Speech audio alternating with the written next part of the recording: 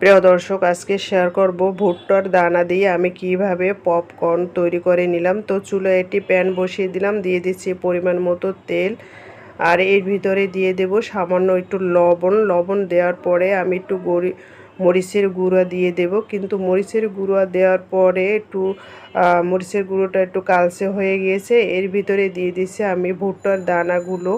আমি যে ভুট্টার দানাগুলো এখানে নিয়েছি সেগুলো একটু ছোট সাইজ নিয়েছি, বড়গুলো আমি নিইনি, কারণ বড়গুলো ভালো একটু ফুটে না। তো আপনারা যখন পপকর্ন তৈরি করবেন তখন এই ভুট্টার দানাগুলো একটু ছোট দেখেই কিনে নেবেন, বড়গুলো ভালো একটা ফুটে না। তো আমি চুলার আঁচটা মিডিয়াম করে রেখেছি, আর যখন দেখব সবগুলো ফোটা শুরু করেছে তখন আমি একটি ঢাকনা দিয়ে ঢেকে রাখবো।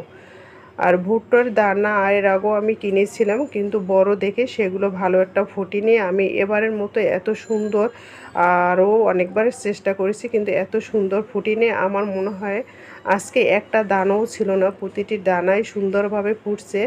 তো আমার তো দেখে খুবই ভালো লাগছে। অল্প সময়ের ভিতরে আমার এক পাতিল পপকর্ন তৈরি হয়ে গিয়েছে। আপনারা চাইলে বাসায় বসে এভাবে ভুট্টার দানা কিনে এবং ছোট সাইজ কিনে এভাবে আপনারা পপকর্ন তৈরি করে নিতে পারেন।